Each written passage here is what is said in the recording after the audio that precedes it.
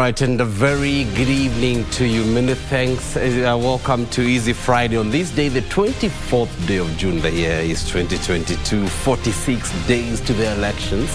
And of course, keeping tabs on the campaign trail, we will tell you where Kenya Kwanza team has been, where Azimio, Kenya Coalition as well has been today. But not really good news for most of the Kenyans. The price of a 2-kilo packet of maize flour fast approaching the 250 shillings mark. We're looking at that and other stories that have been shaping up today, and not good news for Mike Bovi Sonko, Karungo Vangwa, as well as 9 others, as the High Court says it has no jurisdiction to hear some petitions challenging the aspirants over integrity issues. Details of this and others, business and sports as well, with Karen Kibesh. She's on standby. But first things first, here's a night review of what we've lined up for you tonight. These are the highlights.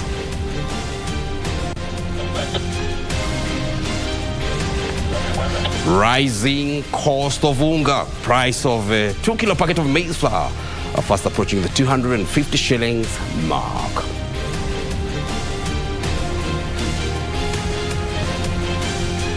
We have story coverages of those were 23,721 mentions in total, where Raila Odinga was 61%. Azimio la Umoja One Kenya Coalition presidential flag bearer Raila Odinga is the most covered candidate by the media, says latest report by the Media Council of Kenya.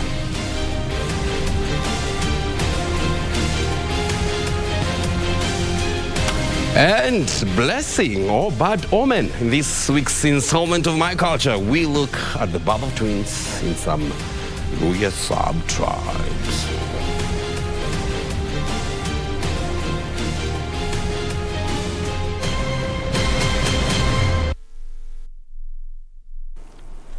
All right, and a good evening to you. My name is John Kago. Welcome to Easy Friday. Tonight I'm riding solo. Now, the price of a 2-kilo packet of maize flour is likely to cross the 250 shillings mark soon if the government does not resolve the paperwork standoff at the Namanga border point to facilitate importation of maize through Tanzania.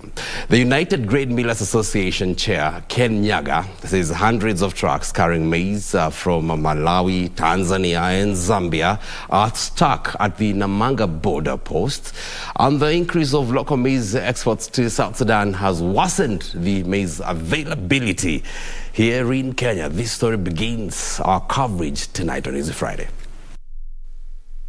The retail price of maize flour has risen to a record high, with a 2-kilo packet cross the 200 shillings mark. Maize millers are warning that the price of maize flour is likely to further go up as soon as next week on account of a maize shortage situation that is worsening. We don't have maize in this country. We have seen the prices escalating from around 3,000 last month up to around 6,500 as at today. Millers say maize imported from Tanzania, Malawi and Zambia destined for Kenya is stuck at the Namanga border post due to paperwork issues. Try to talk with the regional governments, especially the government of Tanzania, Malawi and Zambia, to try and see whether some of the cross-border restrictions that are there can be waived, especially for us millers and traders in Kenya. Many trucks have not been cleared from their side to come to Kenya.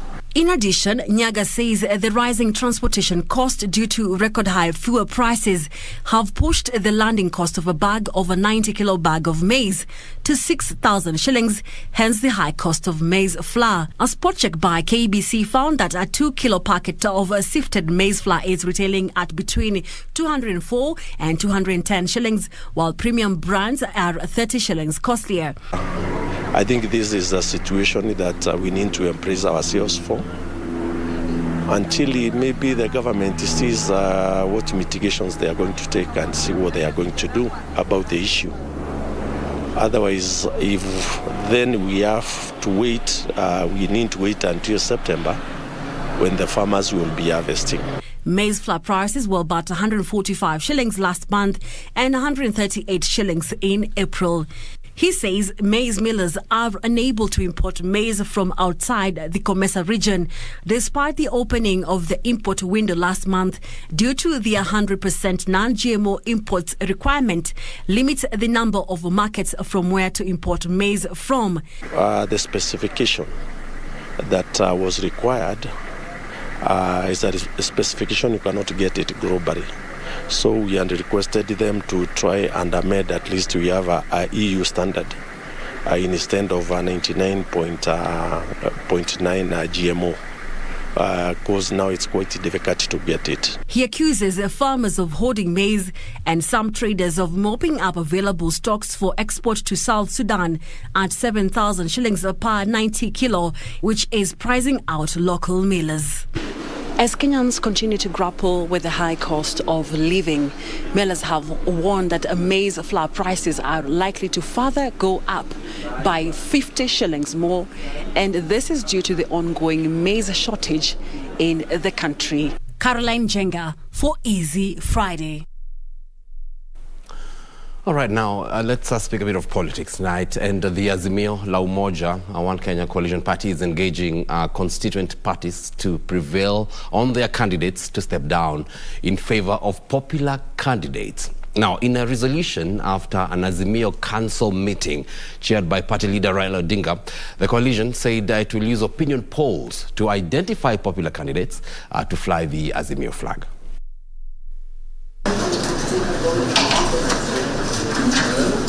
The Azimio Council convened on Friday morning under the chairmanship of party leader Raila Odinga, given that the chair, President Uhuru Kenyatta, is in Rwanda for official duties. After about 3 hours, the council resolved to engage its National Executive Council and the Raila Odinga Campaign Secretariat, tasking it with the role of combing through the just published voters register. Noted that the 2022 voters register has now been published in the Kenya Gazette, and directed the National Coalition Executive Committee together with the Presidential Campaign Secretariat to interrogate the data further and report their observations back to the Council by 28 June 2022. Exuding confidence that the party leader Raila Odinga would win the August elections, the party called on its supporters and candidates to conduct themselves peacefully during the campaigns. But the biggest elephant in the room was the identification of a single candidate to fly the Azimio flag as the party seeks to ward off stiff competition from their Kenya Kwanza counterparts. Using opinion polls, the party has started reaching out and engaging constituent political parties with a view of some candidates dropping out of a race in favor of more popular ones. Discussed and approved a strategy to synergize the strength brought by each party to the coalition by rationalizing and harmonizing candidates in all elective positions, and mandated each constituent party to implement the strategy. Nairobi, Mombasa, parts of Mount Kenya and Nyanza, as well as Ukambani, are some of the areas identified for the stoppage of friendly fire. Already, NAK party leader Charity Ngilu has dropped her bid for re-election in Kitui in favor of Wiper's Julius Malombe. Legal questions, however, abound on the complexities of prevailing on candidates to drop out of a race 1 month to the election and having been cleared by the IEBC. Kenya is a multi-party democracy, and the vibrancy of the judiciary is going to be tested on what criteria the party can withdraw a ticket and on what criteria somebody can challenge the party's decision. The Azimio agenda is likely to hit a serious legal dynamite on how to navigate that matter. John Jacob Curia, Easy Friday. All right, now the Kenya Kwanza Brigade Friday toured the coast region to popularize its bottoms-up economic model. Deputy President William Ruto, who is the United Democratic Alliance presidential flag bearer, campaigned in Mombasa Taita Taveta and Kwale counties, where he defended his development track record displayed in infrastructure, health and education in the region. The leaders rallied the people to vote for Kenya Kwanza affiliated candidates, saying the high cost of living and fight against corruption will be prioritized if they are elected to office.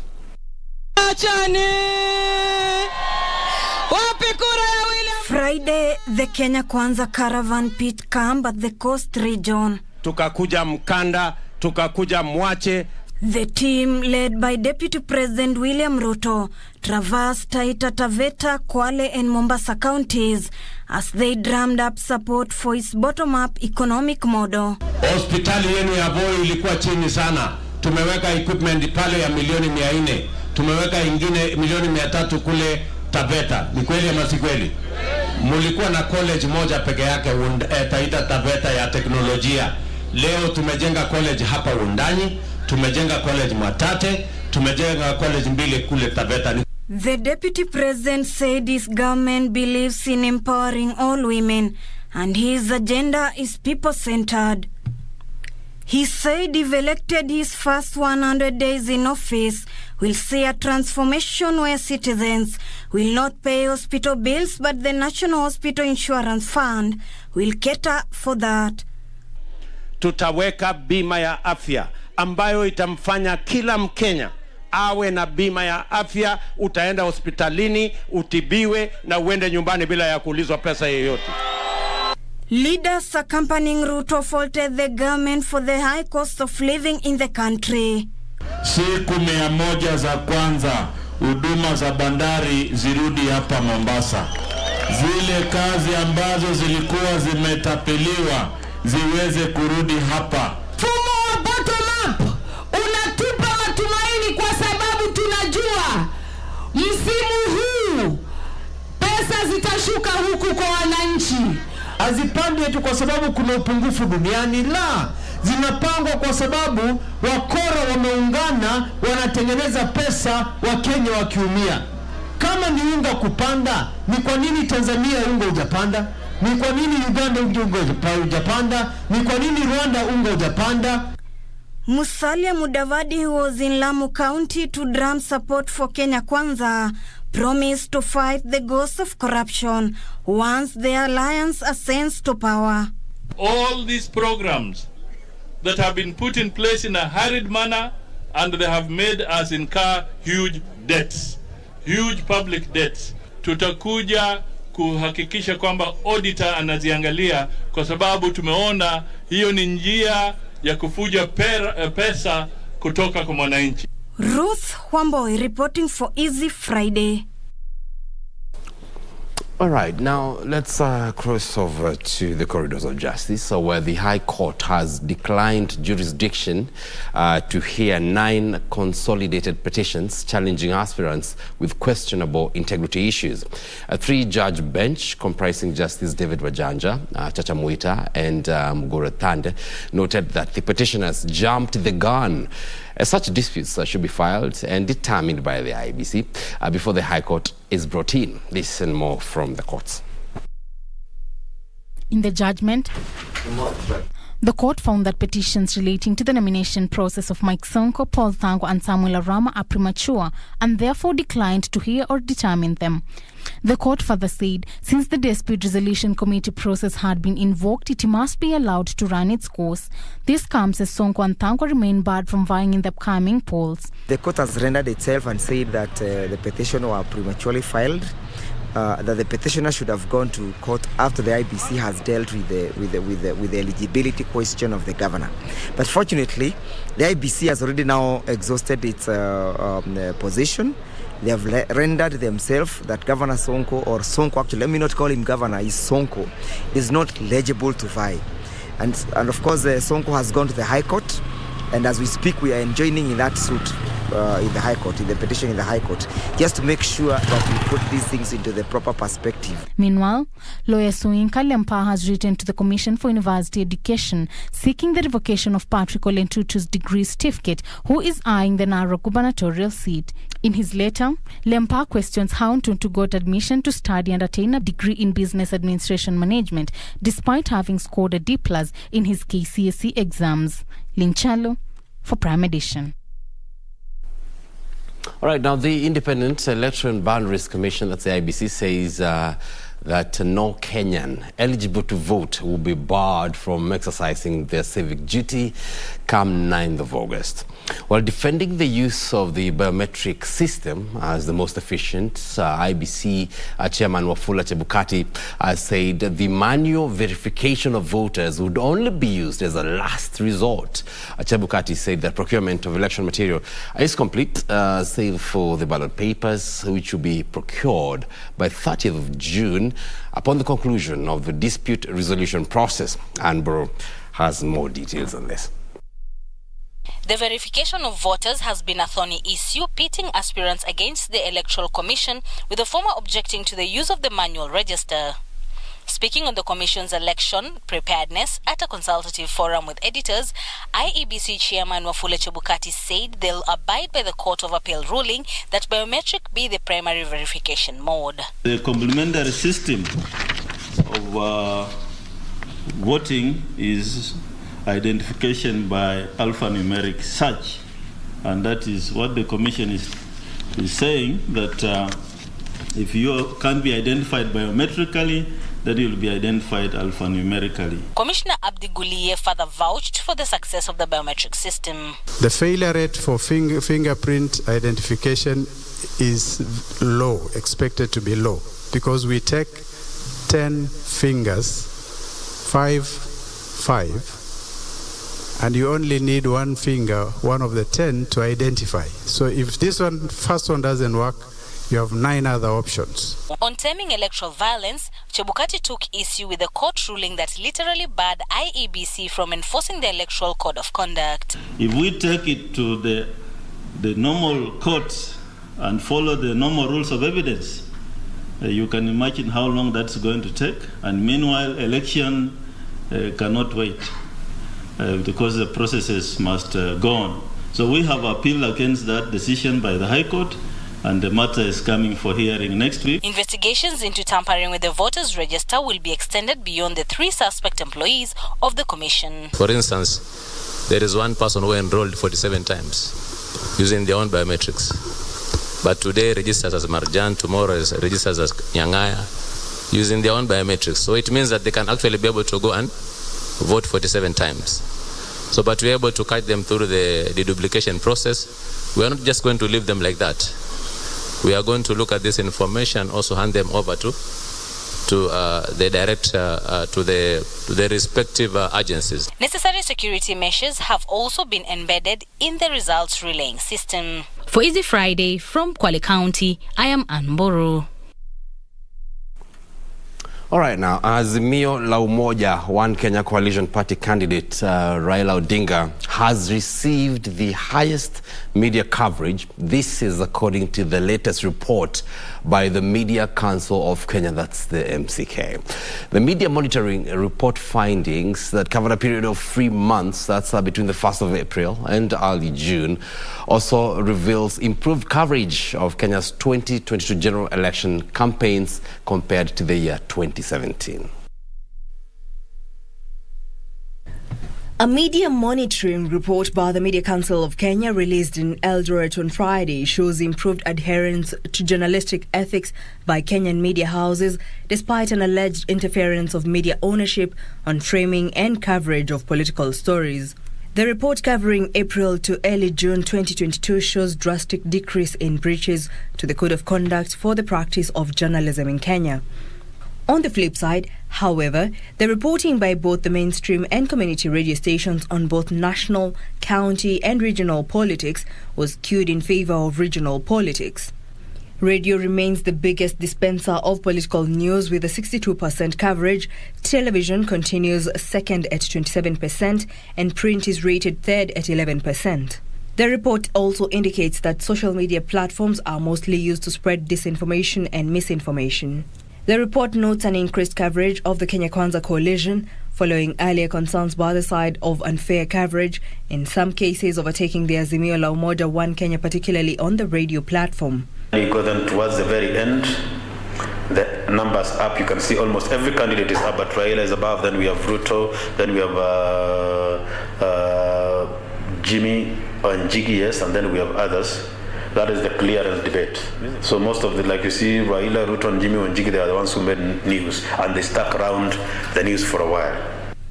However, overall, the Azimio la Umoja One Kenya candidate Raila Odinga leads in media space consumption, followed by Kenya Kwanza coalition flag bearer William Ruto. We have story coverages of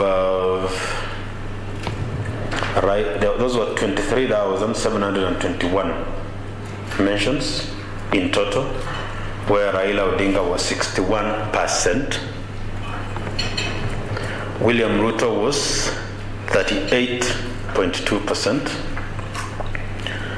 George Wajakoya 0.5%, and David Mwaure 0.02%. Media Council of Kenya Chief Executive Officer David Omoyo said the council has noticed interest in issue-based reporting, but calls for more efforts by the media and political players. All right, it's time for us to take a breather right here on Easy Friday. More news lined up for you. We're looking at election security. I also need to let you know that mental health counseling units will be rebranded to wellness centers. That's on mental health coming up. And later on My Culture, we look at the birth of twins in some Luya sub-tribes. Is it a blessing or a bad omen? Details when we return. This is Easy Friday. And Wangeshi is our sign language interpreter. We're back in a moment.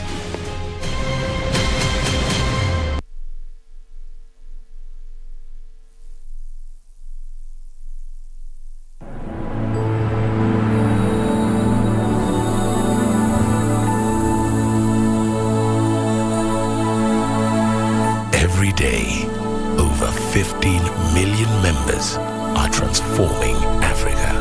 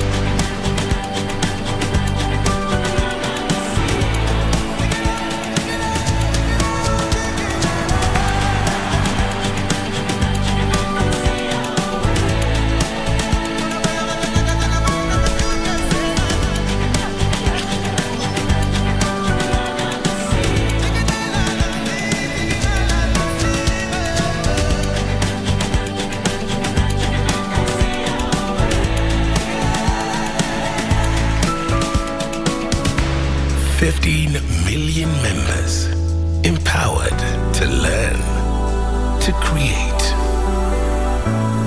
to grow, to harvest, to lead, to dream.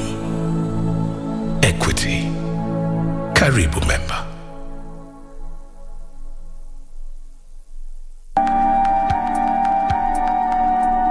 Mpigie simu saizi aruduko kwenye nyumbani. Nimekuja kutembea tu. Sawa. Nakuhitaji. Najua unataka nitoke huku. Mwanamke kadhaa kutoka asubuhi arudi saa 6 usiku. Usiku saa 8 usiku. Ndugu yangu anakaa anakula anapikiwa nani? Please tell me the truth. Sikudanganyi na kuambia ukweli. I've been trying to tell you what I want for the longest time and you've not been listening. So I've decided to do things my way. You're not staying here anymore. Nakatu kiangalia nikinyanyaswa hivi na Christine. You can wait for him outside the gate, you go together. I didn't know my marriage would get to this. I'm waiting to accommodate for today. Alafu kesho asubuhi niamke nikienda. Itakuwa ngumu. When you were with Mark, he used to hate you, right? Peter na kuchapa.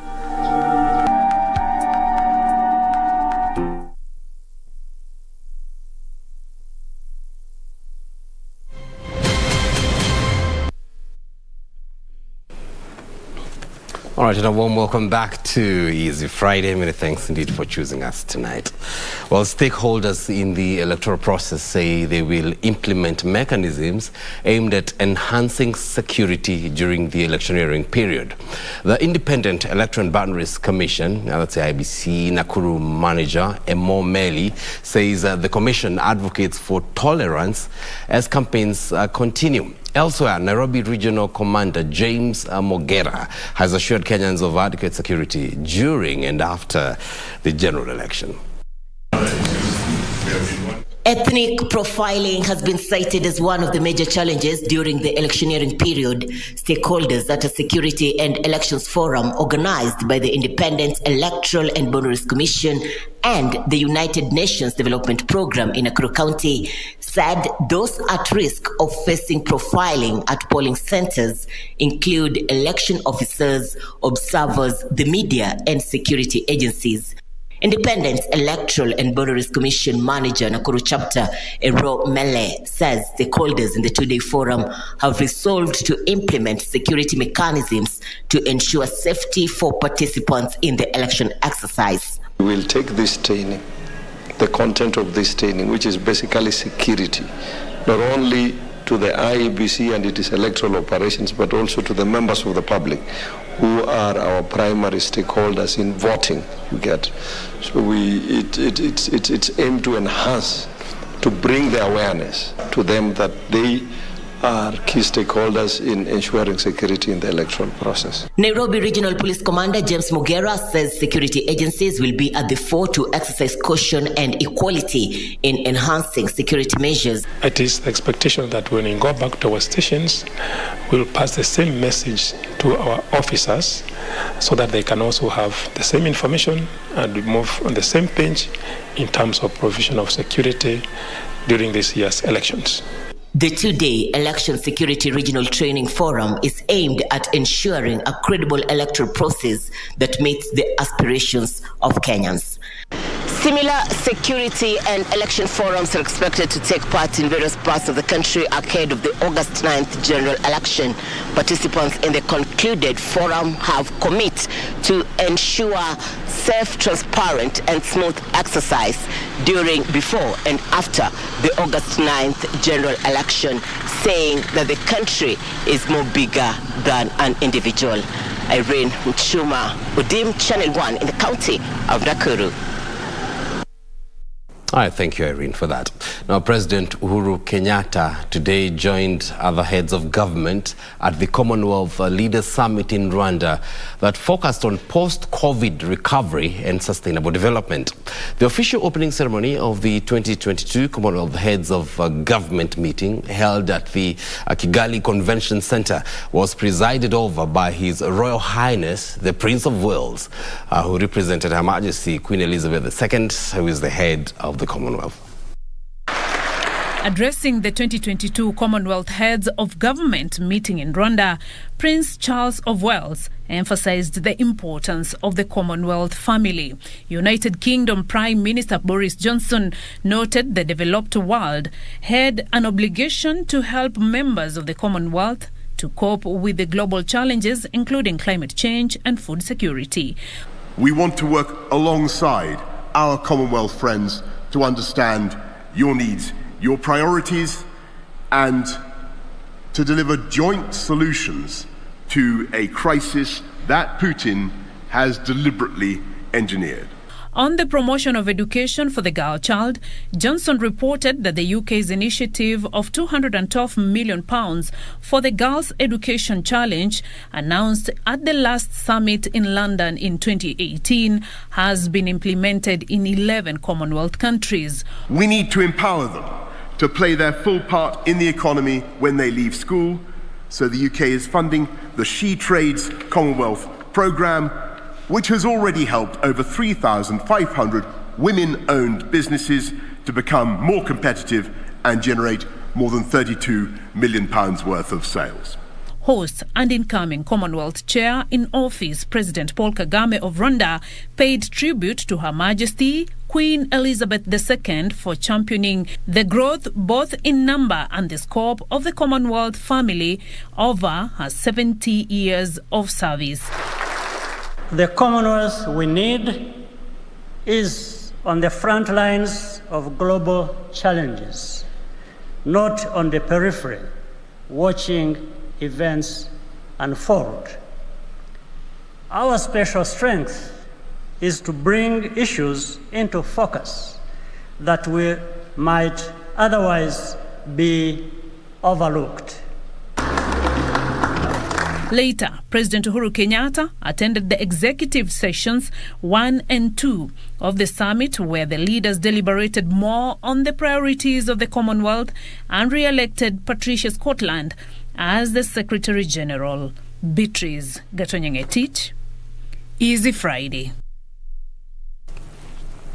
Right now, Interior Cabinet Secretary Fred Matiang'i has warned rogue security officers that they risk being sacked. Now, speaking at Nyaura Primary School in Kisii Central, this was during the launch of the learning institution's 50 million shillings ultra-modern tuition block.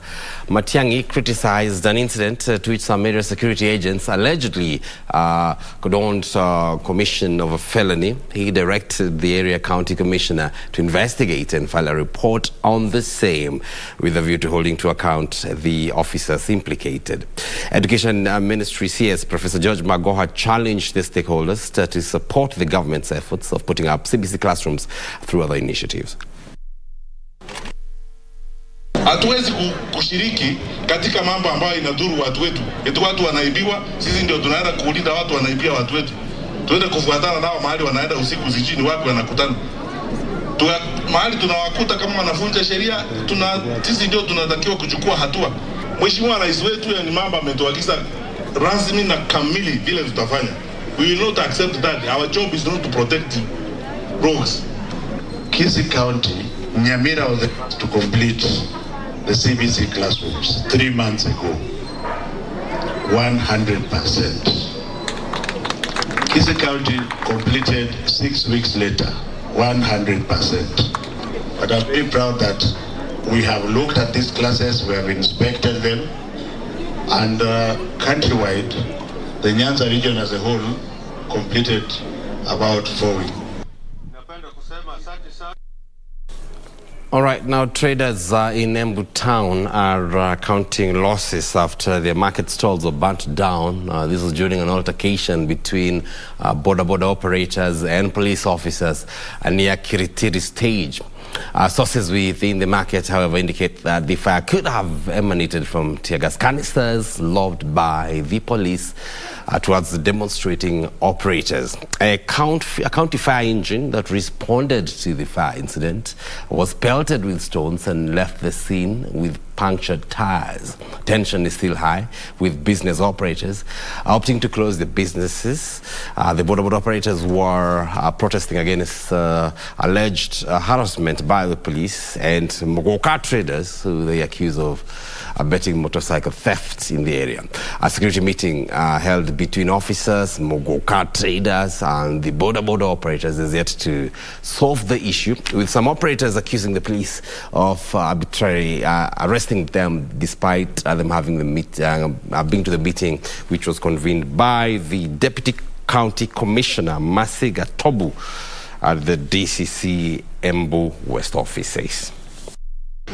Sisi tumetutukia tu moto imeingia na mwanzo ni askari wamerusha tiangas, moto ikatambaa ikafika hata kwetu. Mimi nimenauzanga mbao na kuna vitu zingine kama machines.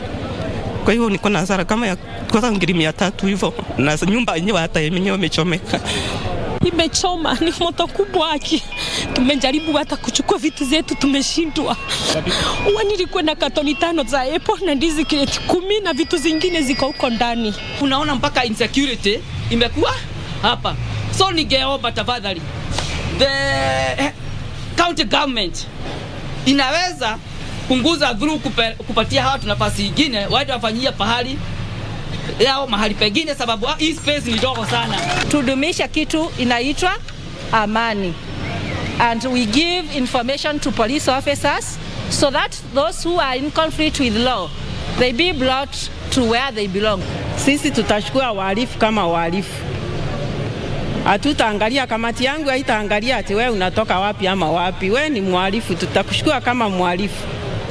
Ukidhulumu wengine utashukuliwa hatua. Wembe ni ule ule.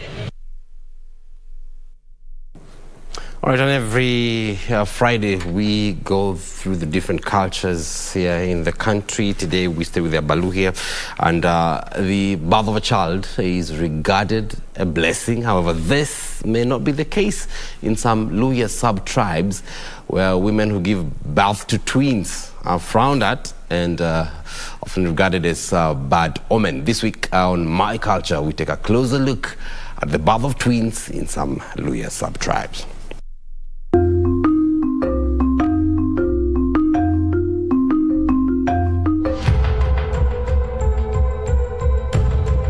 Six years ago, life took a turn for Jasmine, not her real name. This is after she gave birth to twins. After bringing the twins home for shaving as culture dictates, no one was ready to receive her. Watoto, mama ndiye alinyoa kama memazo miezi 4. Majina akakataa, kaniambia mimi mwenyewe niweke. Hata ndio mimi nikaitako tu ya kimila, kama huko kwetu tumezoea twins. Huyu anaitwa Mwana, huyu anaitwa Mdogo. Mdogo ndiye anaitwa Mlongo. For many communities, the birth of a child is a blessing. However, in this case, the birth of the firstborn twins was neither celebrated nor welcomed. It was seen as a curse. For Jasmine, this was a devastating time in her life. It is believed in some Luhya sub-tribes that the birth of firstborn twins is a curse and one of the babies must be killed or the wife is separated from the husband, as it is feared this will cause premature death to him. Jasmine fought hard to keep both babies alive. Walikuwa wamefinya mtoto paka hapo pamefura. Wizi mtoto akipumua. Na mimi niliweka nduru paka watu wakaja. Walinichapa. Alinichapa na si eti bwana hakukuwa, alikuwa hapa. Kaniambia usipokubali Kenya wazazi wangu anaamua utakaa. She recalls how she almost lost her sons, now age 6, due to what she terms retrogressive traditions that do not allow twins to live. Kuna mtoto mmoja hapo alininyang'anya.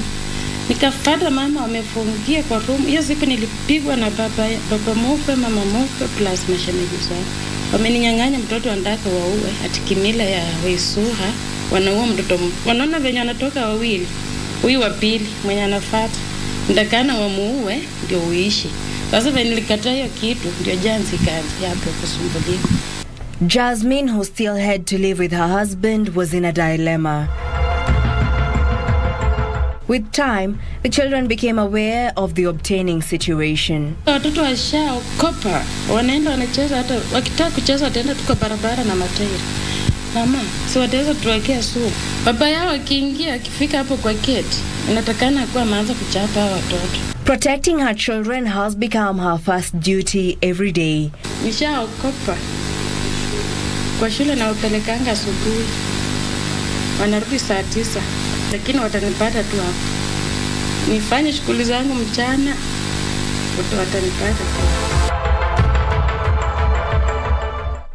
According to a section of the Abaluya elders, the tradition is not practiced across all the sub-tribes.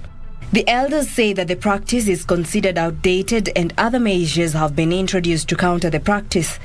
However, until herbs are administered to the mother and her children, they are not allowed to interact with others.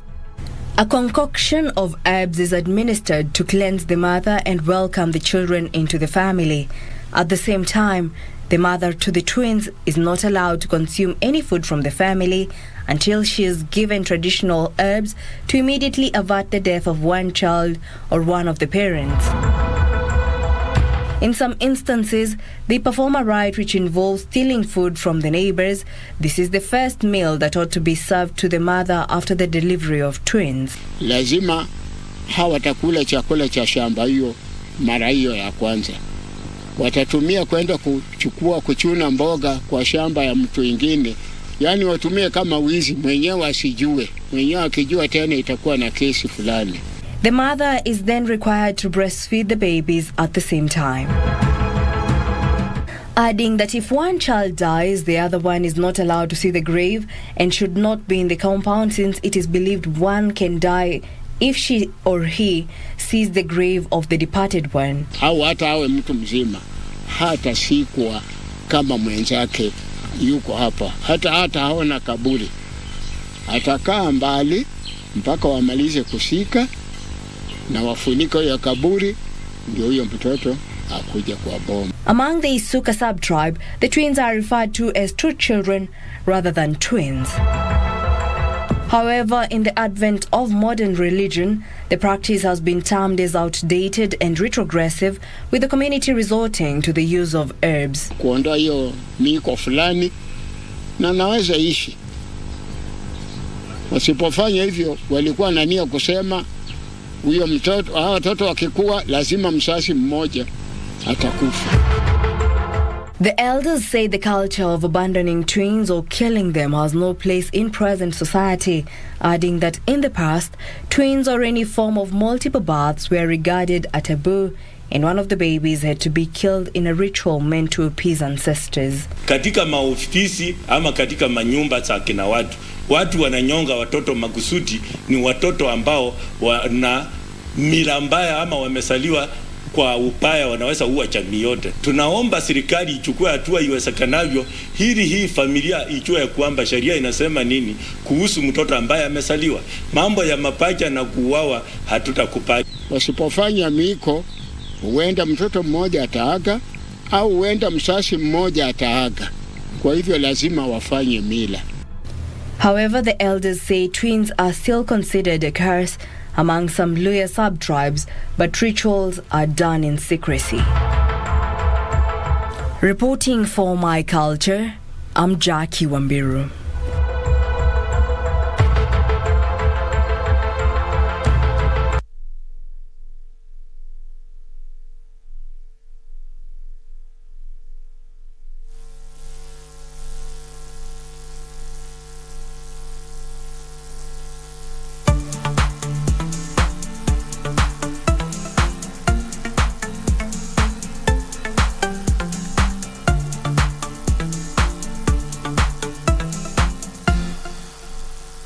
Kupata mafuta kupanda, kama sikiza tune kwenye simu yako, bonyeza *811 *962 hash. Nashukuru serikali kwa kuongeza bei ya mafuta. Sasa niko kwa highway na hakuna traffic hata kidogo. Naomba serikali iendelee hivyo, tubaki tu watu ya gasla na heavy machine peke yake. Pia mimi naomba huyu serikali waseme kama gari yako ni below 3000 cc, gari yako na baki nyumbani, itengeneze nyumba ya kufuga kuku. Kupata mafuta kupanda, bonyeza *811 *962 hash. *811 *962 hash. Haya. Kwa miaka 10 sasa, stesheni uipendayo ya Kimeru, Mwago FM, imekuwa nawe ikikuburudisha na kukuelimisha. Hatungekuwa hapa kama siyo nyinyi mashabiki wetu, na ndiyo maana Mwago FM imeandaa roadshow kali ya kuwashukuru na kujumuika na wasikilizaji wetu. Tarehe 24 Juni, msafara wetu utang'oa nanga mjini Chuka na kuelekea maeneo ya Chogoria, Keria, Magutini, Kadhwana, Tuyai, Marimanti na kumalizia Mukodhima. Jumamosi tarehe 25 Tutapitia Nkobo, Meru Town, Kianjai, Mudhara, Kangeta, Maua, Lare, Mutuati, Kiengo miongoni mwa maeneo mengine. Jitokeze ukutane na watangazaji wa Mwago FM na upate burdan safi kutoka kwa wasanii kama vile Kabao wa Sikukuu, Frida Mujundo na wengine wengi. Hii itakuwa sherehe kubwa ya kuadhimisha miaka 10 ya Mwago FM. Usikose. The Postal Corporation of Kenya Staff Pension Scheme and Staff Retirement Benefit Scheme will be holding its annual general meeting on 30th June 2022 at the Hilton Hotel Ballroom from 9:30 a.m. The event will be live on KBC Channel 1. Postal Corporation of Kenya Staff Pension Scheme. My pension, my comfort.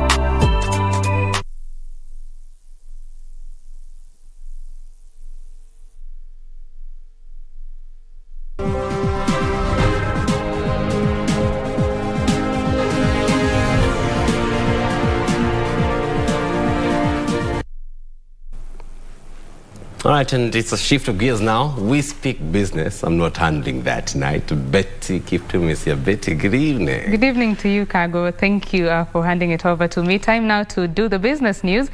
The ICT Chief Administrative Secretary, Maureen Mbaka, is challenging the youth to tap digital opportunities being offered by the government to earn a decent living working online. She says Kenya, like many developed countries, have in place the requisite infrastructure and policies empowering the youth get trained and subsequently secure work online.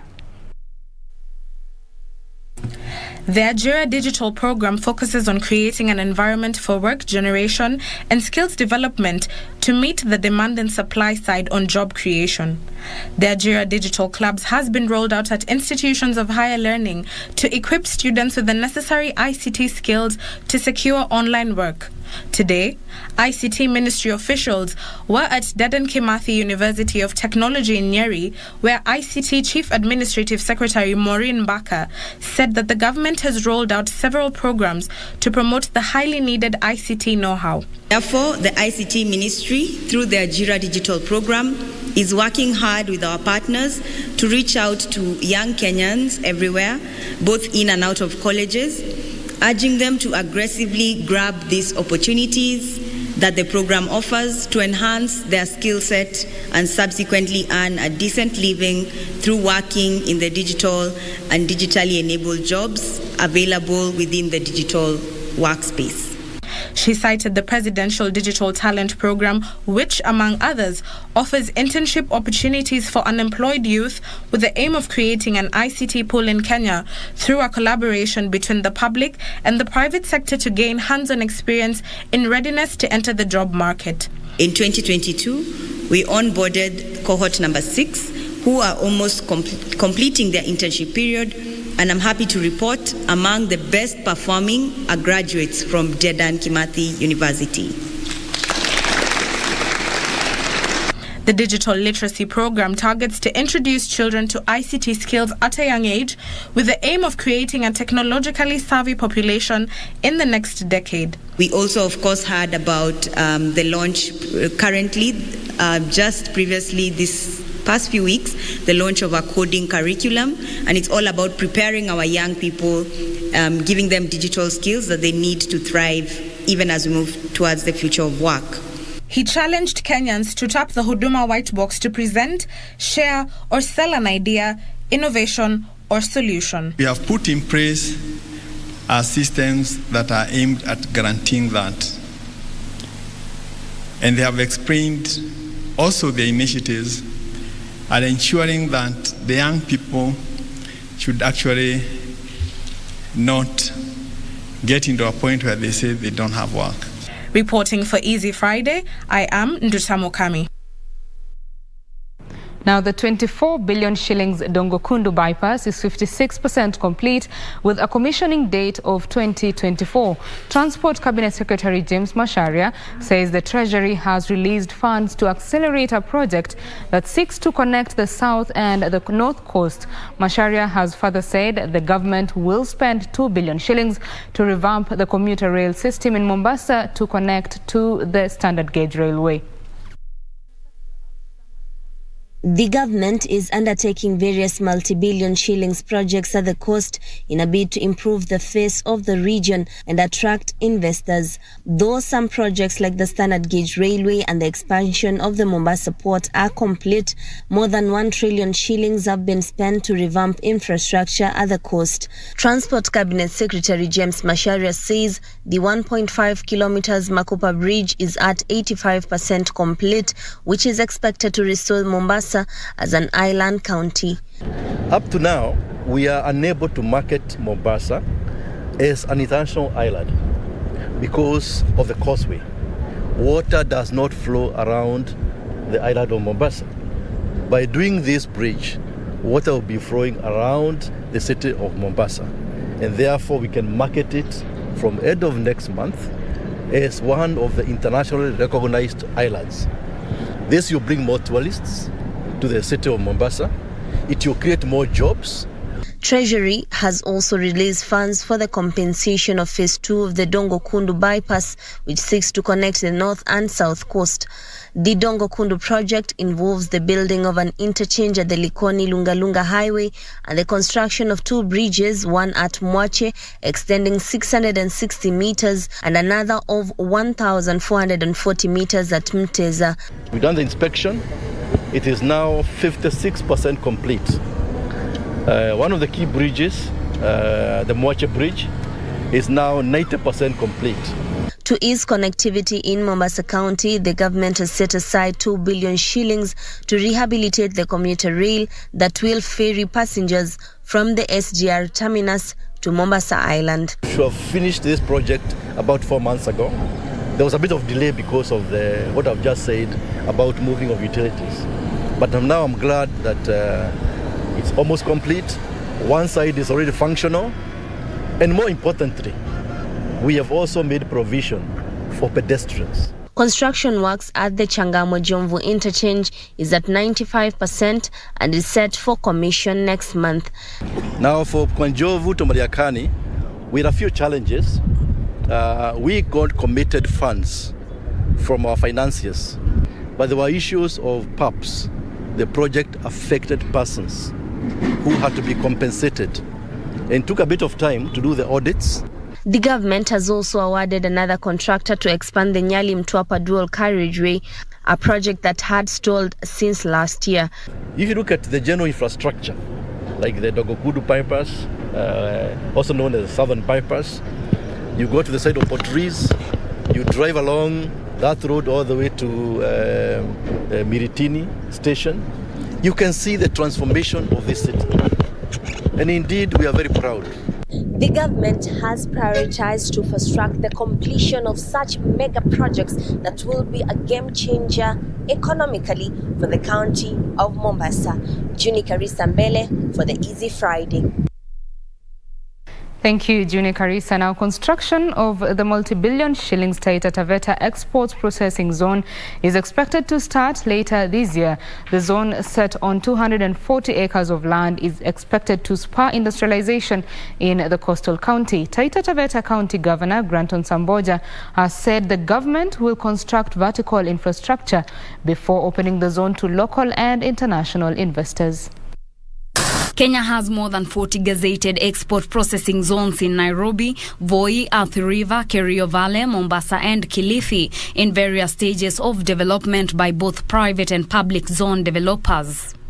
Last year, the Export Processing Zone Authority signed an agreement with the Taita Taveta County government to set aside 242 acres of land to accommodate the multi-billion shillings. Leo tuikabidhi na EPZ ianze kujengwa rasmi kuanzia leo. Tumetoa eka 241 kwa EPZ.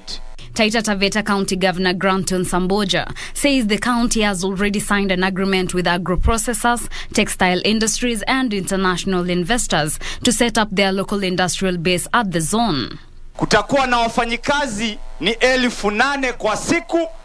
Industries ambazo zenye zimewekwa au zimepewa kipaumbele ni agro-processing, textiles na international investors. Samboja says the export processing zone will create over 8,000 jobs and increase the county's revenue. There are plans to connect the industrial zone with the standard gauge railway to help in evacuation of goods to Mombasa Port and the Naivasha Dry Port in Nakuru County. Already, the Kenya Railway has started the rehabilitation of the 127-kilometer rail line 2 decades after the stopped operation. The rail operator has already issued a vacate notice to hundreds of people who have encroached on the railway land along the Voi Taita Taveta meter gauge railway corridor. Reporting for Easy Friday, I am Teresa Mutai.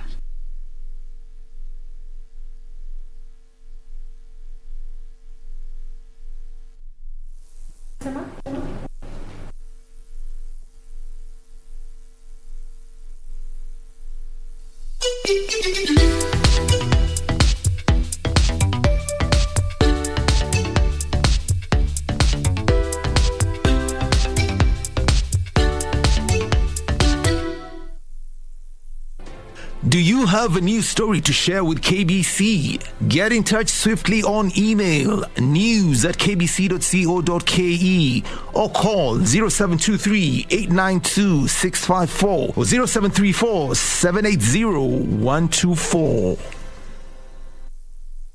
Top sports attractions on KBC Channel 1. In July, Kenya Morans face off against the DRC, Egypt and Senegal in the FIBA Basketball World Cup African qualifiers in Alexandria, Egypt from 1st to 3rd of July 2022. Also in July, Kenya plays South Africa in Rugby League test matches in Nairobi with the return fixtures set for October. Still in July, watch the World Athletic Championships from 15th to 24th July live from Oregon, USA, as Kenyan athletes seek glory. Followed by the 22nd Commonwealth Games from 28th July to 8th August, live from Birmingham, England. In August, join our coverage of the World Athletics Under-20 Championships from the 1st to 6th of August 2022 from Cali, Colombia. Then, in November, catch the World Half Marathon Championships on 13th November from Yangzhou, China.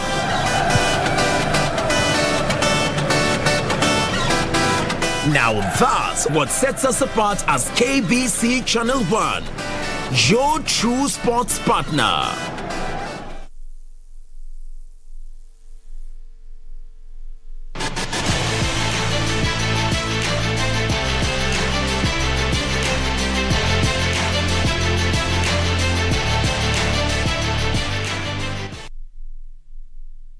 Well, it's now time to do the sports news, and it is not me who is doing the sports news. It's Karen Kibeto, is on the other side of the studio.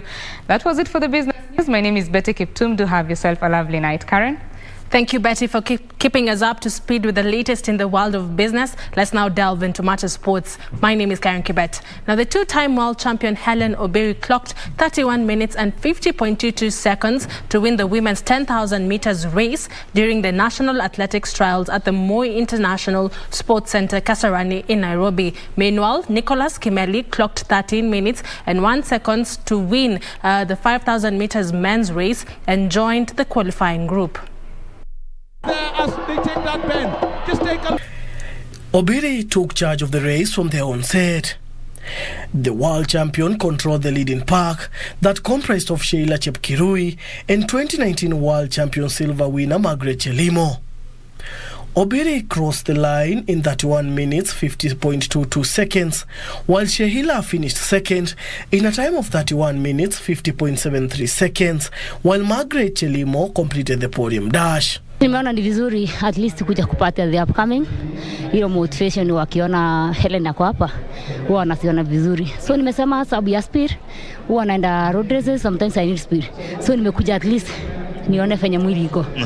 In another race, Nicholas Kimeli posted 13 minutes and 1 second to win the 5,000 meters men's race ahead of Jacob Krop and Cornelius Komboi, who settled for the second and third positions respectively. The race was good. You have enjoyed the best. The best was not too tough. It was not sunny. It was so cloudy, humid. So the weather was so perfect. It allowed me to run very easy today to qualify for World Championship in Oregon. Come next month. In the 400 meters final, 800 meters Olympic gold medalist Emmanuel Coril emerged victorious in a most tense race which saw William Ryan disqualified. The trials will end tomorrow at the Moi International Sports Centre, Kasarani. For Easy Friday Sports, I'm Daniel Mwendwa. Thank you, Dan, for that report. Moving on, the Kenya Ports Authority stretched their unbeaten run to 12 games in the Kenya Volleyball Men's League after beating GSU 3-0 in a match played today at the Nyayo National Stadium. The Coastal team ended GSU's dominance in the league, beating them in 3 straight sets of 25-22, 25-14 and 25-17. KPA made the most emphatic statement about their title credentials this year after playing second fiddle to GSU and Kenya Prisons in many years and were clinical against the defending champions who had dominated the early stages of the opening set. The Dockers had romped to a 3-0 victory Thursday, while GSU, who were 8 points behind the leaders, having played 2 fewer matches, saw off AP Kenya with the same margin. It was the first straight-set league defeat for GSU since 2014, and KPA head coach Sami Mulinge said good preparations and determinations were the main trick used to secure the win. GSU coach Gideon Tarus was quick to laud KPA, even as he vowed to put his charges back on the rails. KPA remained top of the table on 34 points, ahead of the league's climax. In another match, KDF got back on track with a 3-1 set win over Nairobi Prisons after losing 3-1 sets against the Trails Blazers on Thursday. For Easy Friday Sports, I'm Daniel Mwendwa. Finnish rally driver Kel Rovanperä capitalized on teammate Sebastian Ogier's late misfortune to lead after Safari Rally Kenya's vicious opening leg today. Now, Rovanperä languished in 11th overall yesterday evening after puncturing a tire on the curtain-raising super special stage, but was immediately into the podium fight on today's Sunday speed tests on the shores of the Great Rift Valley Lake Naivasha. Defending Kenya winner Ogier picked up where he had left on Thursday and led for the majority of the 6 stages. He was briefly overtaken by teammate Elfyn Evans in the morning but moved back in front in the afternoon opener when the Welshman suffered a puncture. The rally enters its 3rd leg tomorrow in Naivasha.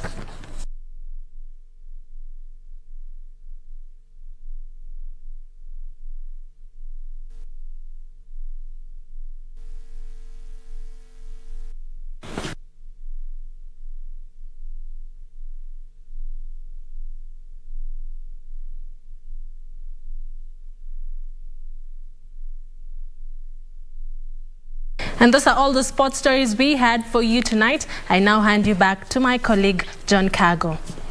Thank you so much, Karen, and much appreciated for that. Speaking about the rally, in social media weekly, we focus on that as well. So thank you so much, Karen, for that. Good night. All right, good night to you.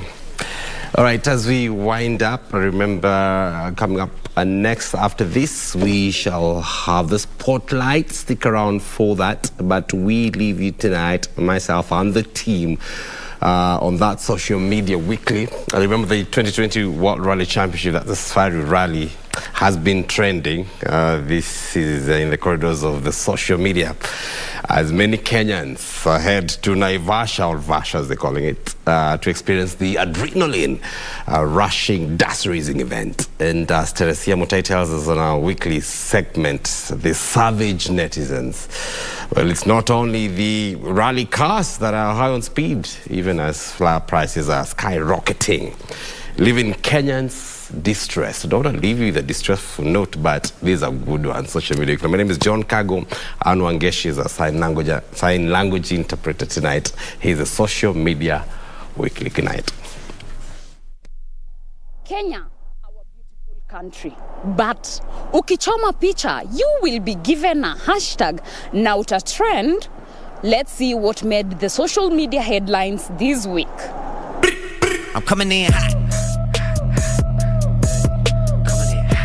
Yes, It's a fun-filled, adrenaline-rushing, hair-raising weekend as the World Rally Championship brings the lakeside town of Naivasha to life. You guys, my guys, otherwise known as Subaru Boys, are already catching all the fun in Vasha. Mandela tweeted, Naivasha is getting ready for rally. Demwako ashakwambia anaenda ushago kusalimia shosho. Hath is hard.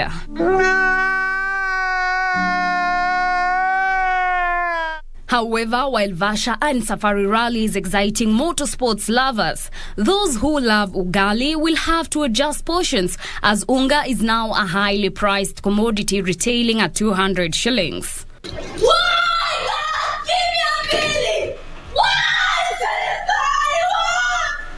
Apparently now, according to Kelele Zachura, ugali is officially a luxury. Moz tweeted, pesa kidogo comrade ushaanza kujispoil. Black coffee with corn cakes. Mimlord steak. Siamini bei ya unga imeshinda max nilipata kwa KCPE. Sad. Acha nilie kwanza. Oi! Ai! And if you thought Generation Z calling the people born in the late 90s old people is shocking, then one young man outdid himself when he referred to the first woman in Kenya to win the Nobel Peace Prize as, wait for it, in Kenya. It's the shori for the forest. The shori for the forest. Moses tweeted, huyu arudishe school fee. Duta asked, so Wangari Maathai ni shori sasa. Chai! And Azimio la Umoja One Kenya presidential running mate Martha Karua was not spared from this week's roasting grill. Hello? Kutu sini mwananjibwa. Hello? Asimio? Hello? Raila ni msarendo. Asimio? Baba ni msarendo. Tracy Kush asked, kuna Kenya ingine ama ni hii tu? Laughing emoji. Calvin, every time I see Martha Karua at the billboard at the back of my head, Asimio? Haro? Good job for the lad, for he has captured Martha Karua's attention. That's it for us this Friday. Catch you next week on Savage Netizens. For Easy Friday, I am Teresa Mutai.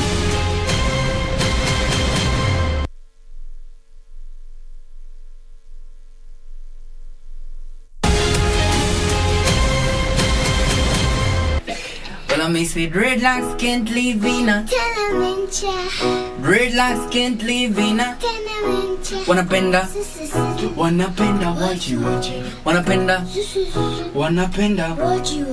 well, I may say dreadlocks can't live in a dreadlocks can't live in a wanapenda wanapenda well, I may say I never nothing where you tell me. I beg you, this season still your kid. Woo, yeah. What I may say, my granny tell me from your little baby, he that keepeth his mouth shall stay out of problems. Ooh, yeah. So me say, oh, dream. Yeah. Me say your mother go put you in a problem. Pretty diggy down. A Michael Bundian face. Yes. We sing a new one. So when I'm married, you better hold on.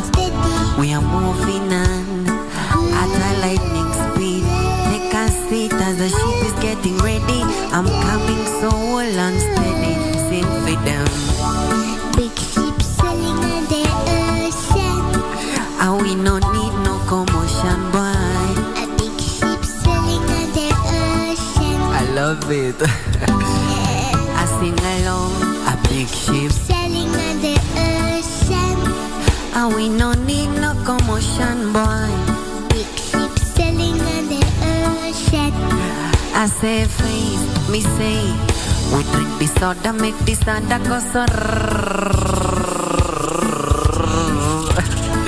We drink the soda, make the soda go so.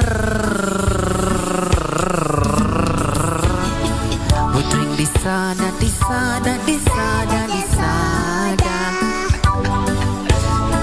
We drink disorder, make it go sir. One more time, ati wanati sioa. Ay, wanati sioa. Ay, wanati sioa. Ati na fesio. Na bundi sio. Na mami sio. Mr. Chatty chatty, Matsamasi, mix up. Why you the people business? I say fellow people business. Good God, I tell you both. No was in here by your place one fix up. Why you the people business? I say leave people business. I love. Leave people business. I love. Leave people business. I live. I leave people business alone. Leave people business. I live. Face. Welcome back to Easy Friday. My name is Shiksha Aurora, and thank you for staying right here on KBC Channel 1. Remember, you can talk to us, interact with us on hashtag Easy Friday at KBC Channel 1 at Shiksha_Aurora. Now, tonight's show is a little different. Now, why is that? Because I've never in my life interviewed someone who's younger than 18, and this guy walked into the studio and he set it on fire. He has done everything that I think a 5-year-old would do. But apart from that, he's just full of life. I don't think I've stopped smiling ever since I met him, ever since I had a conversation with him. And I know tonight's show is going to be full of smiles and so much more, a learning experience for you and I. So make sure you stay right here, because I'm going to introduce to you to the son and the one and only father. His name is the Michael Bundi with Fez. What's up? Hi. How are you guys? Good. I love your t-shirts, firstly. It says God's grace and God's voice. Wait, say that again. It's just God's grace and God's voice. Okay, I love it. I love that, you know, he is just so full of life. Thank you. So energetic. Just so much character and personality. Yeah. Was he always like this growing up? Yeah, he was always like that. I mean, yeah, not that he's grown up, he's only 5, but as in ever since he was born. Well, we've had intentional parenting. Okay. So I always made sure to affirm him every time. And since he was like 2, I would clap for him for every little achievement. Yeah. So it gave him a lot of he's so outgoing. Okay. If you look at me, I'm almost the opposite of him. I can tell. You're a bit of an introvert. Yes. And he is a complete extrovert. Yeah. Because he's been doing most of the talking and you've been just quiet. Yeah. It's so crazy to see that, you know, the two of you gel in so well together. Michael, you know, I know one of your videos went viral just recently. It's been less than a month, right? Yeah. And how was that feeling when you saw the numbers just escalate all of a sudden? Well, it was scary. Yeah? That's what I would say. It gave me a lot of anxiety. Okay. Because we've been doing this since he was 2. And we used to post it, but people never noticed. Okay. You know? Okay. So this was scary because this was not just me, but me and my son. Yes, the And two he's of you still, together. You know? And he's still so young, so I was a bit scared. Okay. But then we just got on with it. And after it started trending, now we decided to do more because we do many songs together. Yeah, now I can see you're so consistent. You post almost every single day. Yeah. And it must be very tiring, you know, just for you. Firstly, you're a father, and then you have to take care of his homeschooling. I know he's being homeschooled right now. Yeah. You have to take care of your practice sessions. And then you also have to create content. Then you have to turn up for interviews. I'm sure it's been crazy, but how are you managing it all?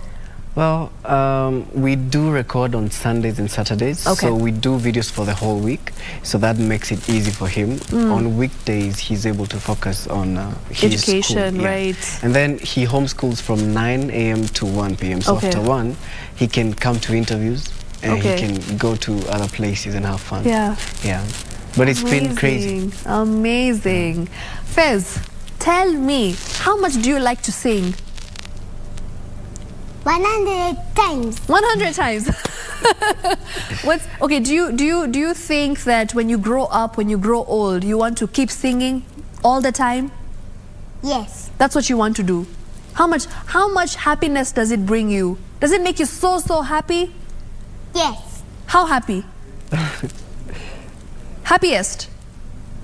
No. Happier than chicken and chips, Amma? No. Happy so much. Happy so much.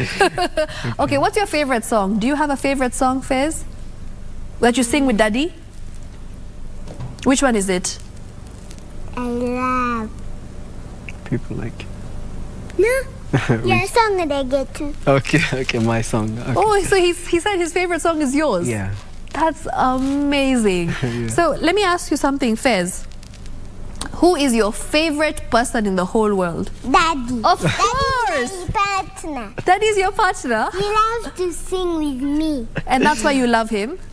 I love it. I love your relationship with him. Because he's my best father. I know he's your best father. I hear it every video. Every video. Every video you have to say it, yeah? Say it the way you say it in the videos. I want to hear it. Like after nimesema. Let's say hi, guys. Hi, guys. My name is... How do you say that? Okay, look at your camera and say, hi, guys. Hi, guys. My name is Faith, and this is my daddy, my cousin, and my best father. Thank you. And then there's a kaboom. You forgot to do the kaboom. Oh. Kaboom. Kaboom. Kaboom. Show me your t-shirts. Hey, amazing. Nice. Yes. I'm sure there's never a dull moment with him around. He's just... Look at him. Well, sometimes it's a bit tiring. I can understand to keep up with his energy, right? Yeah, it is. Sometimes it's because he's all over the place. He wants to be in the studio. He wants to be in the living room. He wants to read at the same time. He wants to do everything. Everything. So sometimes I have to, and then he gets really excited, like very excited. Yeah. Especially when he's in front of people, like now. Yeah. Because he loves people. Yes. And then how do you make sure that he's grounded? So like for instance, if he does something bad, how do you tell him, Fez, that's bad? Well, I've always taught him to be that you're supposed to be gracious. Okay. Say it louder. Righteous. Righteous. Yeah. So I've always taught him about we are believers. So I've taught him about doing the right thing. So every time he does the wrong thing, he knows what happens when you do the wrong thing. That's amazing. So I've always taught him that. That's amazing. Michael, the way you talk, you sound like a 40-year-old person.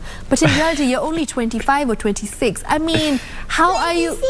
He's 26, right? I know. How are you this mature? Like, do you think life's experiences have just changed you? Or have you always been, so humble, so grounded and this mature in life, basically? No, I've not always been like this. Okay. I grew through so many experiences. I experienced a very hard struggle trying to make it in the music. And I realized that there was only one way to live a good life, and that was just to be kind, And once I realized that, I was lucky I realized it before I had him. Yes. And I realized I had to teach him and give him a better life, because I didn't have that affirmation. I was always the kid that was always alone, depressed and all that. But then I didn't want the same for him, so I had to change it. It's just so beautiful to see, because now I feel like everything that you did not have, you mentioned that you didn't have someone to affirm you, to validate you, to tell you that you're amazing. You're doing just the same for him. And at such a young age, he's just so confident. So I can see you're doing a goddamn good job. Thank you.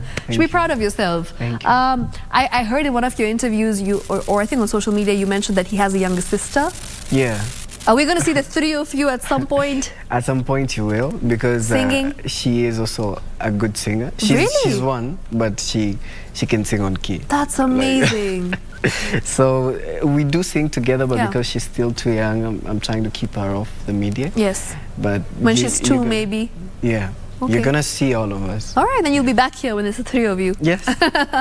Awesome. Fez, I've been just seeing you, and you're running around and you're like talking to everyone and you're smiling with everyone. How do you get so much energy? What do you eat? First of all, tell me that much. Chicken. Is it vegetables? Vegetables give you energy, Sindio? So if you're watching and if you're a parent, you must feed your child vegetables, because look at him. This is what vegetables does. Faiz, how do you like to, in terms of studying, what do you like? Do you like coloring? Do you like arts? Do you like counting, numbers, English? What is your favorite? Painting. You love to paint? Okay. Daddy, in school, uliniba paint brush. Yeah. So he likes to paint. On national TV, this is where he's like, you brought board for me. Now you must, Michael. For me. Yeah, we'll the buy. board. Yeah, we'll buy the He board. wants the board now? Yeah. It's something that he really enjoys to do, painting? Yes, he can spend his whole day doing just that. That's amazing. So apart from singing, he loves to paint as well? Yeah. Okay, okay. Faiz, what do you like about Daddy the most? What does Daddy do to you that makes you so happy? Singing. Okay. So it's again, once again, it's all about the singing. Only singing. It's only about the singing? Nothing else? He doesn't? Even he loves video games. Oh, so you play video games together? Yeah. That's nice. Yeah. I'm guessing you spend the entire day with each other? Yeah. Like, are there times when you're just so tired and frustrated and like, I can't do this anymore? Well, I've gotten used to it. Okay. So it's now a way of life. Because if you're gonna give a kid affirmation, and the result of that is confidence, then you shouldn't get in the way of that again. So all we do right now is try to make him remember to stay humble and stay grounded. Even after he's getting all the attention. Exactly. I'm sure, like, when you're walking, in a mall or on the roads, people come up to him and they're like, oh, can I take a photo? In fact, even in studio, there were people who came up to him. And I love that he actually said, I have to ask my daddy first. Yeah. These are things that you're teaching him along the way, right? Yes, I do teach him that. Okay. Yeah, because as much as I want him to be online, I want him to be protected at all costs. Times, so I would like to be there and to know who's taking a picture with him, because you don't want people posting things and Of course, without your permission. It's very important because he's a child. Yeah. There's this very interesting conversation that was being held a while ago where they said that parents these days are using their children for fame, for success.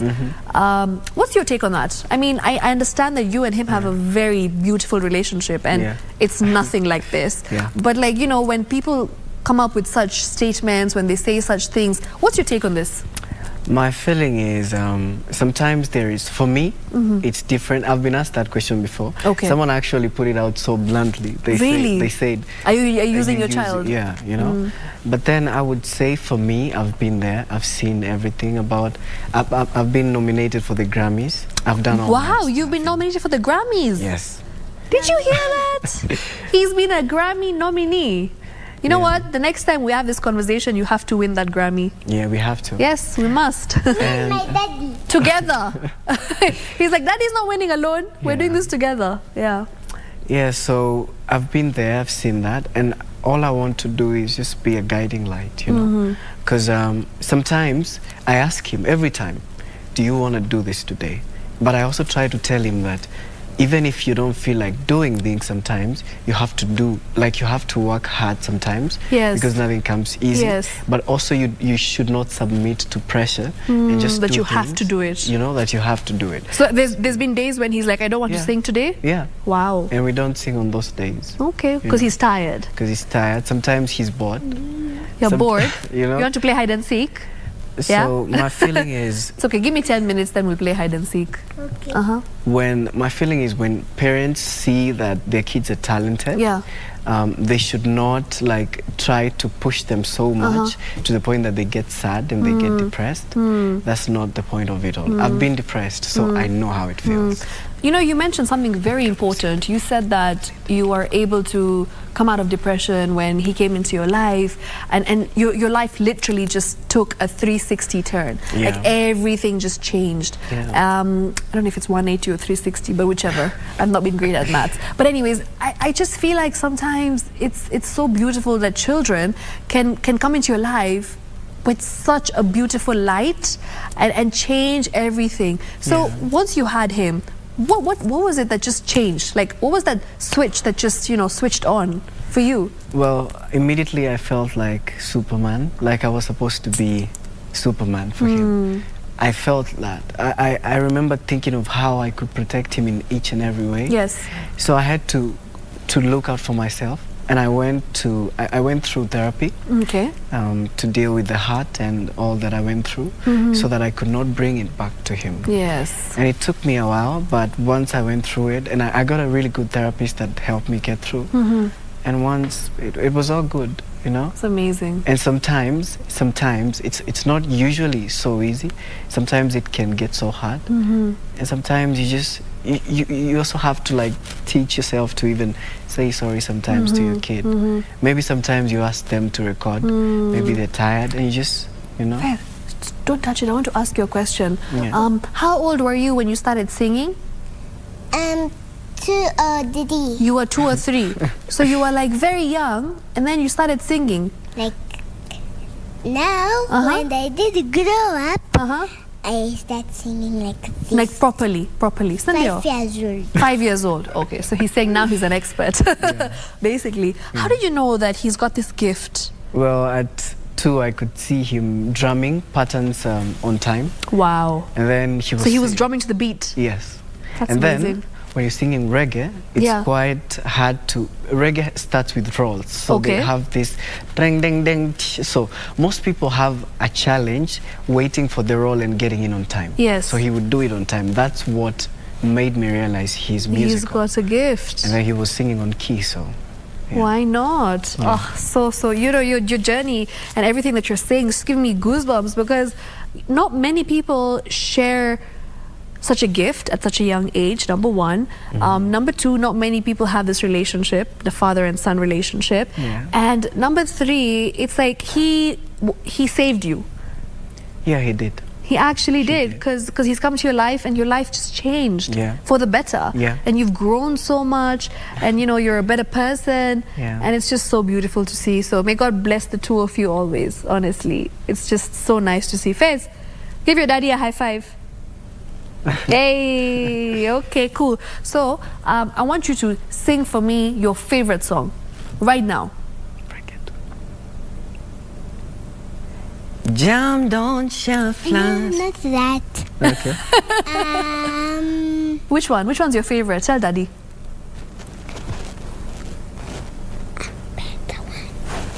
A better me. A better me? Okay, let's go. Maybe I can be better than I am. Put others a little Fast. And live life with a grateful Heart. How did it take this long for me to discover that I can't. Sorry Forever. Times that I made You in. 'Cause all I do is break Heart. All I do is Break heart. All I do is Break heart. All I do is Break heart.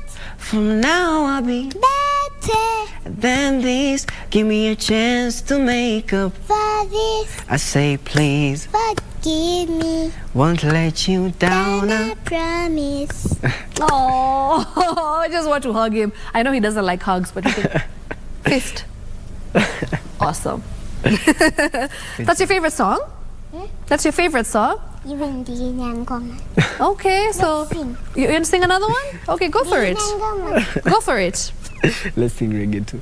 No, Please. Okay. Let's sing reggae too, okay? Okay.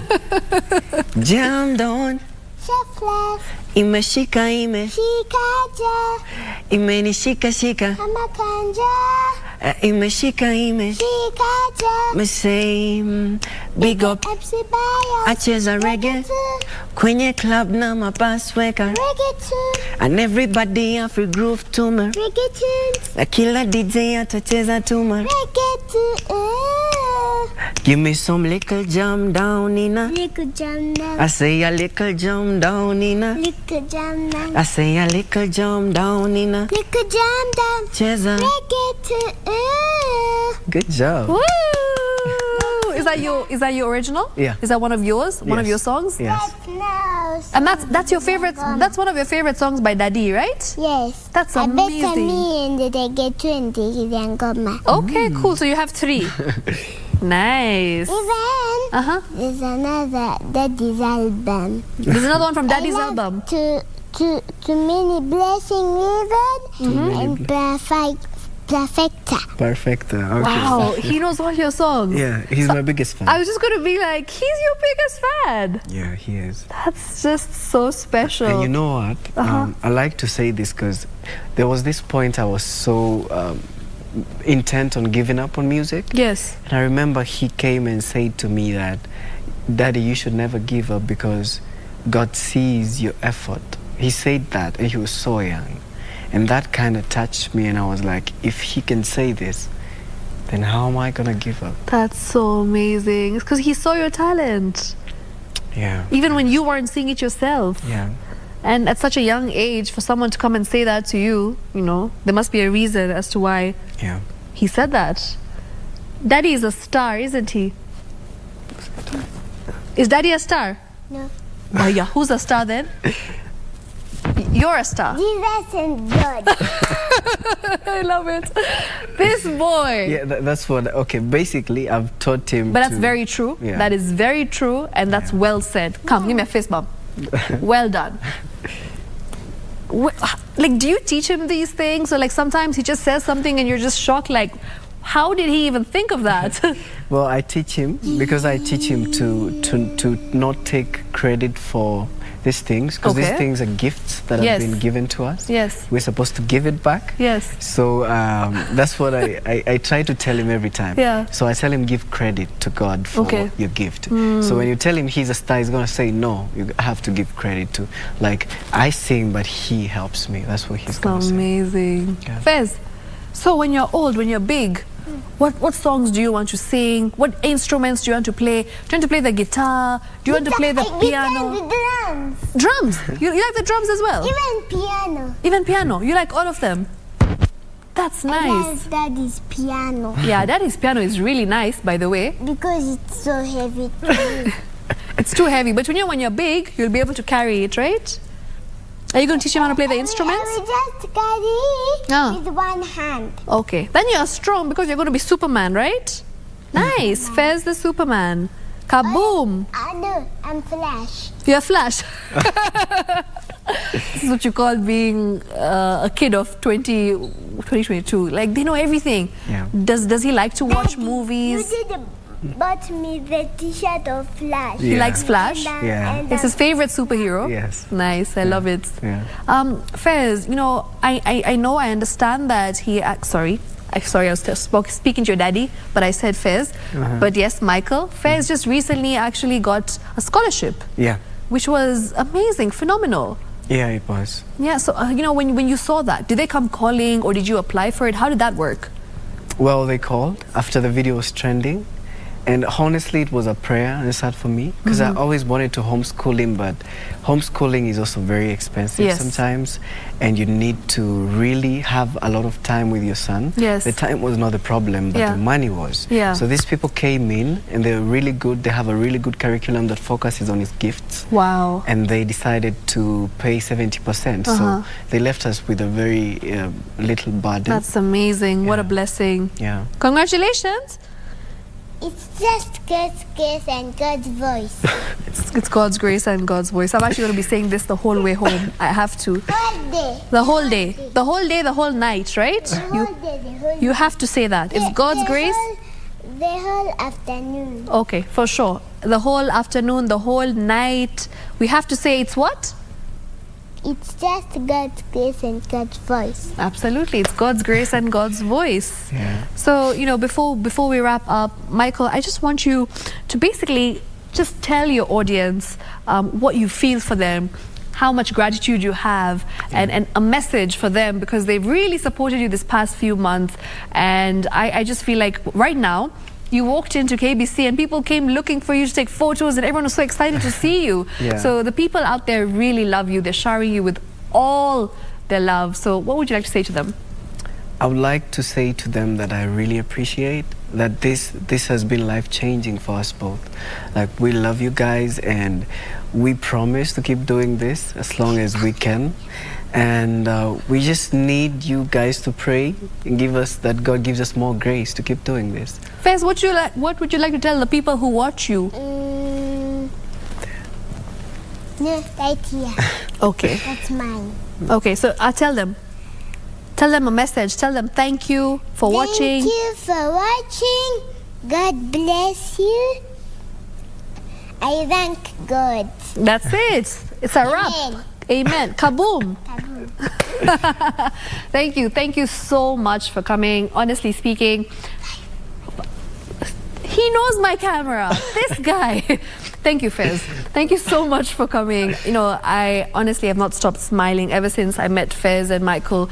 And I have to say that just watching them and just seeing how they are as father and son, it's so beautiful, because I've noticed one thing, especially in the African culture, the Indian culture, we don't really talk to our fathers much. We don't tell our fathers that we love them as much as we should, and we don't have that bond with them. We don't share that bond. It's very rare to see. So this is it. This is a living example that you can be best friends with your father, and you can have a conversation with your father, and you can be, you know, you can have a very strong bond with them, and you don't need to be shy away from saying I love you to them, right? Yeah. So yeah, thank you so much for coming and just making my world happier today. I'm so happy because you came, Fez. I really appreciate you. I'm going to buy you chicken and chips right now, so I hope you'll remember me forever. Yeah? High five. Shiksha. Yeah, he knows my name. I've made it in life. And thank you so much, Michael, for coming. Thank you. I really appreciate it. Aliniona siya. Na ukafanya? Nikaona on Instagram. He stalked me on Instagram. I've made it in life. I don't need anything else. If you're watching, Fez knows me. I'm a star, right? Thank you. Thank you for watching. It's a wrap. We'll do this again next week, same time, same place. This has been one of my most favorite shows. And how do we say kaboom? How do we say bye? Bye. Kaboom! Kaboom!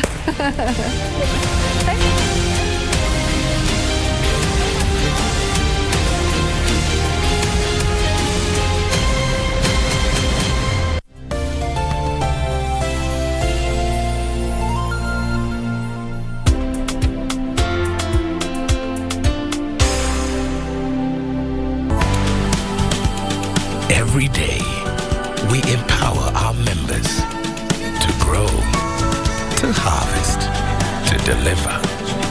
And every day, they're transforming Africa. Equity, Karibu Member.